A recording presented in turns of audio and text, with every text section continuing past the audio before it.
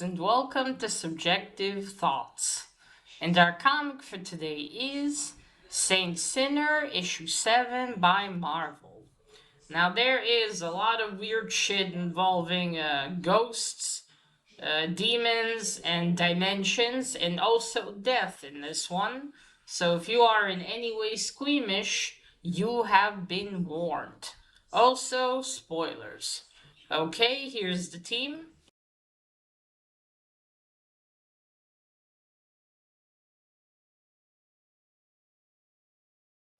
So, this is the final issue of Saint Sinner of this series. Now, when we left off Philip in issue 6, he was in that taxi with the driver, his wife, their baby daughter, the two passengers, a mother and her cancer sick son, son sick with cancer, and that young drug dealer, the teenage boy.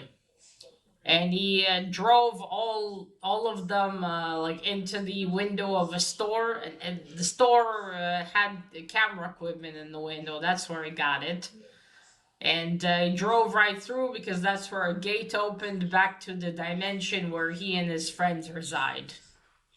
So we begin this one with them going through the gate. They're driving through it, but they seem to be kind of stuck. They're not on the dimension, but they're like right there, but they're stuck somewhere. And also, the taxi's driver's baby daughter actually disappears in the last issue. It just vanishes, and they don't know what's going on. So they're stuck there. They can't get through.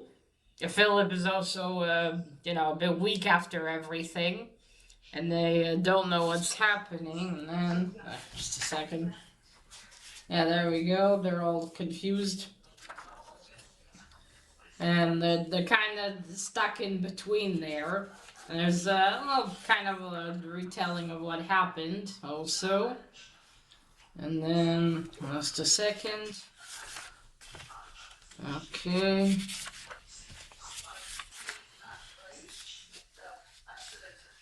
There's a second. So then, but then they see the baby has reappeared. She's in this like orb. They can't reach her, and then little ghost Annie reappears, and she explains to Philip what is going on. So, he is half dead. The little boy is half dead, and I think also the teenager. The taxi driver's wife is dead, fully dead. And then there's the mom, the mom of the boy, who I guess her love is keeping them all still there and alive. Yeah, that's what's going on, and this dimension has been created. That's where they are, and that's this seems to be causing all the problems in the real world, where suddenly, the Philip found himself seeing the drug dealers and the cops transform into cops and crooks of like the past, and not like the past. So that's what it happened from, and and we also learn about Ghost Annie. So she used to be a human. And before that, they called her the what was it, half face and all that. But her like eyes where is in hell looking at all the poor bastards, and her ears in heaven listening to the angels. So she used to be human, and then something happened to her father, and her mother pushed her down the rails of a subway train. Well, and to the mind of this little girl, she met the angels. I don't know why her mother decided to kill her. Maybe she didn't think she could afford to take care of her. He said, "Oh, you're so pure for this world." And the funny thing is I read that I was like, she's gonna kill her, right? Because you see them at home. She's telling him about how she used to be the human, and her mom gets her ready to go outside. And she said, "Put on the shawl, honey. You look like an angel." I was like, something sinister is about to happen, isn't it?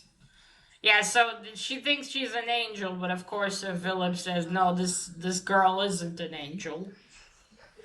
And then she explains that the baby is like in this that she took the baby. Ghost Annie took the baby to keep her alive. Because if she would have remained there in the interdimension, she would have died. And they want to get the baby back. And then Kento is talking to him from the barrier that they're in. And sorry if you hear Doyle barking. And yeah, so what this is, he says, he tells him it's this thing.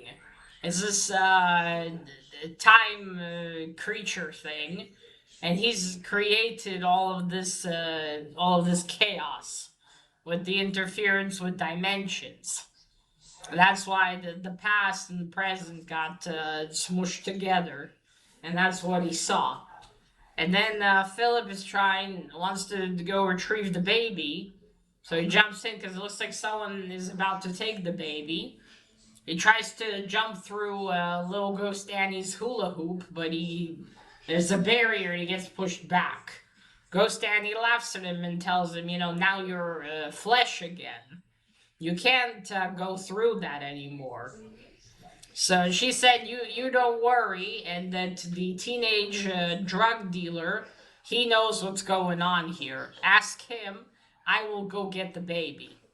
So little Ghost Annie jumps through the hula hoop and goes after the baby, and then, 1 second, let me also see if I can remember, what did Kento call this? Okay, wait, there we go, it's the Tempus Magnus. It's a sentient fourth-dimensional creature. That's what it was.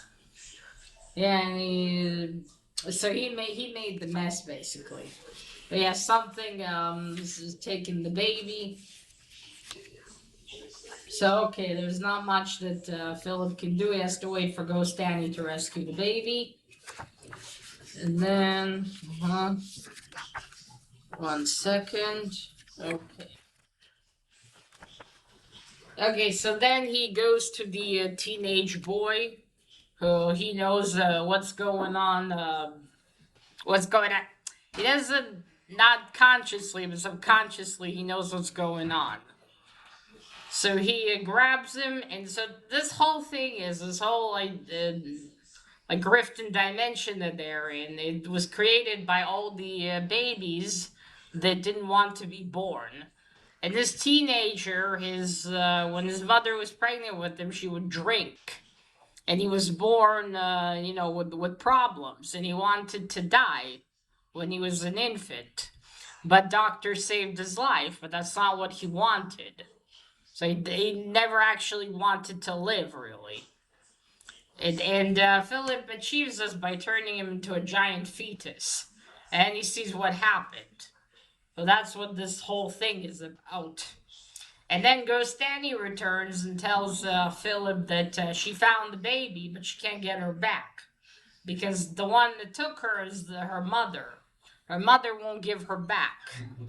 So she has to, they need to do something, but the mother won't give her back. And then Philip thinks of a plan, but this plan is going to require consent. So he turns the teenage boy back into a teenage boy, holds him while he's sobbing, and asks him if he would be willing to do this, and he agrees. He doesn't respond, but yes. So then he uses his powers again, turns him into a baby. So what the plan is, the baby is going to be taken to the mother and exchanged for her daughter. Because this teenage boy wants to be reborn. So, but then someone needs to go into the ectosphere for that. But Philip can't, and Philip wants to do it, but the angel tells him that he can't, because if he turns himself into a child, and goes through, then he won't have as much control over the demon anymore, and the angel will weaken. And then the little cancer sick boy volunteers and says, I'll do it, I'll go. I'll exchange the babies. So he takes the baby boy, and then his mom like, no, you can't go by yourself. And then Bull Baby breaks through. Philip gives him a hand, and Bull Baby's like, I'll go with you. Because, he's not a kid, but, well, I guess kind of. He has the brain of a child. So then Bull Baby and the little cancer sick boy and the baby go in with Ghost Annie through her hula hoop into the ectosphere. They're kind of all wobbly and everything because of the ectosphere. They don't have a lot of time. They approach the mother, and first she turns all scary and growls at them. But then the little boy approaches her regardless and says, look here, you got the wrong baby. Here, I'll give you this one. This one needs you, but we need to take your daughter back. And she's like, the wrong baby? They say, yes. And then they exchange babies, and she said, yes, this one needs my love. And you see the little baby boy glowing. So that's it. Quickly, the little cancer sick boy and the bull baby go through the hula hoop. And he's like, come on, you got no time left. And that's it. The taxi driver gets his daughter back, his baby daughter. And then Philip says, wait, I'll do one thing for you. And he hugs the little boy. And he cures him. He, makes him young again. And he talks about, what things affect and make us sick, our environment, what we eat, our thoughts. He makes him young to when he wasn't sick. And then he brings him back to his current age, but without the cancer. And his mother is so happy, and then everything begins to collapse because all the babies that want to be born are now gone from there. So quickly, the mother's like, how can I ever thank you? And she's like, get into that cab quickly. You have to leave. And he tells the driver, just, go back in reverse the way we came. But that's it. They all get into the cab. Everything's falling apart. Philippe looks like he's flying away with some, lightning above him. And you see Kento grabbing onto his legs, and I think Bull Baby's down below there as well. I guess they're going back to their dimension. And then all four of them are back in the real world. And the shopkeeper's like, my window, you smashed my window. Fuck your window, sir. And then, there's mayhem everywhere. Paramedics, they quickly approach the car. The taxi driver, because also Philip told them before they left, you need to hurry and get a doctor for your daughter. Because I can't heal bullet wounds. Which, I guess, yeah, what would we do for a baby? It would essentially turn her into a fetus. But I wonder why, if he cured the kid's cancer. Couldn't he just turn back time for it? Yeah, well, never mind. Then, yes, the paramedics arrive. He tells them, leave my wife, she's dead. Please help my daughter. The mother of the cancer sick boy says, we're both fine, thank you, there's no need. The teenager obviously is gone because he's been taken to the ectosphere. And then there's some talking on the TV that's in the storefront window of, some people say there's not everything's black and white, that there's no, not a firm line between good and evil and all of that. And it's Philip's face is saying this, and you see him like half and half Saint Sinner. Also, yeah, you see him half and half. And the little boy said, look, mommy, it's the good man that say this. She said, no, that's not him. And then we see Blake's face appearing. And that was the commercial brought to you by blah, blah, blah. Then you see the father in the ambulance with his baby daughter. He's saying, thank you, Saint Sinner, thank you. And then there's an epilogue of where you just see Philippe like holding his head, and it sort of says the same thing, I suppose. I'll read it to you. One moment. I'll read you this line. Some will say that from his hands pour blessings, that miracles follow in his wake. The others will tell you that evil does his steps and that good things wither where his shadow falls. I say the answer lies between. End. Okay, so that was the final issue, issue 7. Alright, so first the cover. It is quite cool. You see he's turning the... Although the teenage boy doesn't look like this in the comic. Is, well, he's black, first of all. He's got a beanie hat, and yeah, I don't think this is the cancel riddle boy, because he's shorter and has blonde hair. So, I don't know, but still, it's a really cool image. You see him doing this, and then the kid turns into a giant baby. That's pretty cool. Or, you say you want an evolution. Or de-evolution, or in this case, or de-aging, I should say. So the art in this one is just as shit as it was in issue 6. Larry Brown, I don't know, either he couldn't be fucked. I don't even remember if he did all the penciling on the series, because if he did, well, the last 2 issues, he couldn't be fucking fucked. Look at this. Oh, man, it was such a disappointment. Like, look at these faces. Jeez. You know, I do some scribbles like that, too, in my notebook, but I don't get paid for that shit. You know? I don't get paid for those scribbles. This man got paid to draw this. Like, look at Ghost Andy. Even she doesn't look good. Oh, hey, her mom seems pretty old in this one. Okay, and here's the little, the teenager when he was a baby. There's his mom. See, that's the taxi driver's wife holding the daughter.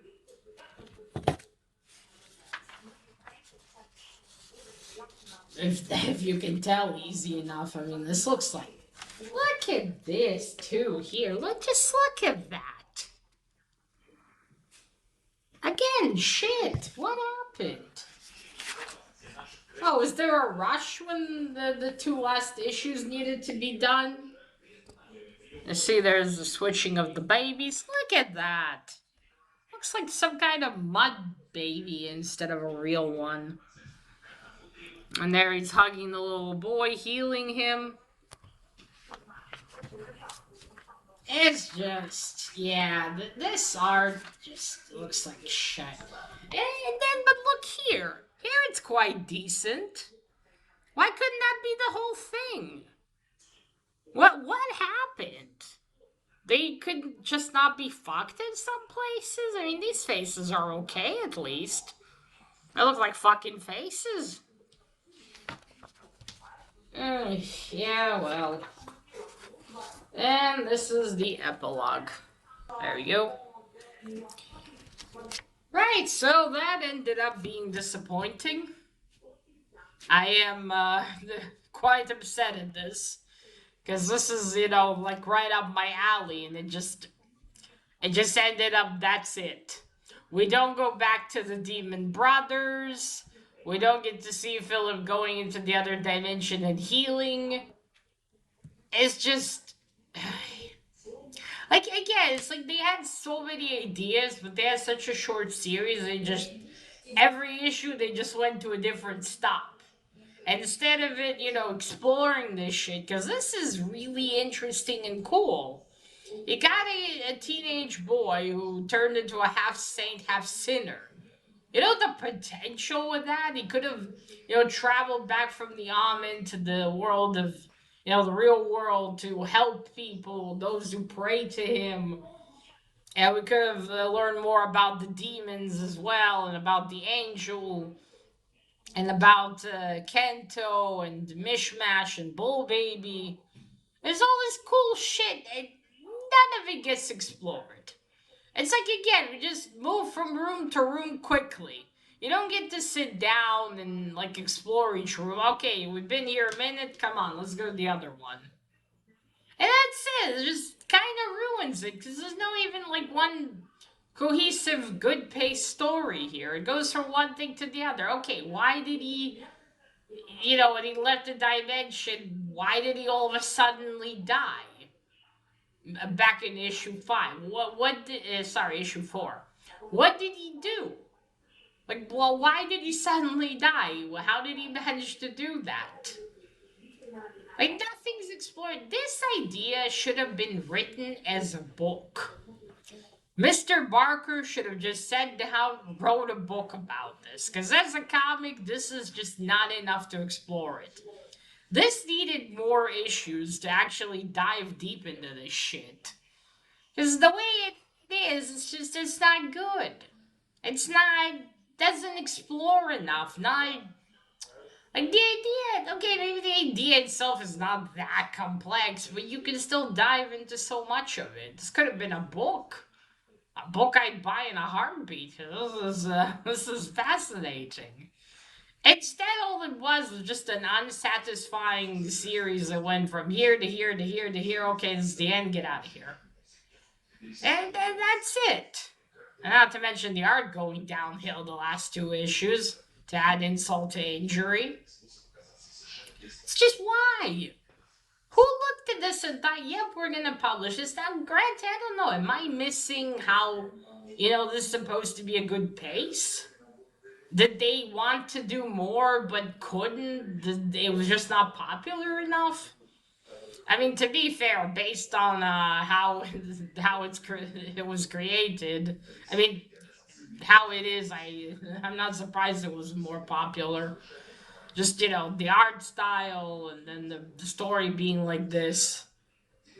They really should have given this way more time, way more issues, and a better artist probably too. Because just jeez, it's so disappointing. I was hoping I would really love this one, but it's just, yeah, I just end up not liking it as much. I suppose it's an okay read, but it's not the thing I was hoping it would be, and that is very disappointing. So yeah, this was Saint Sinner. Unfortunately, it didn't end up being more than this. I do wish there was a book. It's like with like who created made the series of Neverwhere into a comic series. Now they did a good job. That the whole team and everything. They just did a good job with that. It looked good. It got the gist of the story. Fantastic. Here to be fair, they didn't base this off a book. I feel like if they did, it might have been better. Now this makes me wonder what the hell they did with the TV show, or there's a TV movie, I think, or something. I'm gonna have to check that out now, because I wonder if they used this for the script, or they just took the basic idea, and based on that made something, because I think that would have been better. I wonder how long Clive Barker actually sat on this, because he was the creator. Or did he just give the idea and they just did whatever they wanted with it? Because although the idea seems to be Clive Barker, the writing and everything doesn't. I don't know. I go back to that book of stories I have by Clive Barker. They had a good pacing, good cohesion. So I guess he just, I don't know, gave us a cursory glance when it was finished, and each issue was finished, and then that's it. He didn't give a shit beyond that or something. I don't know. I wish it was way better, and something I would have liked far more. But it is what it is. I finished it, and now I'm gonna go read some Hellboy to feel better. Alright, folks, so that is it. Let me know what you thought of issue 7, what you thought of Saint Sinner in general. Did you enjoy the series? Is there something here I'm missing? with the story. And that is it. Remember, collect what you're passionate about, share it on YouTube. Bye!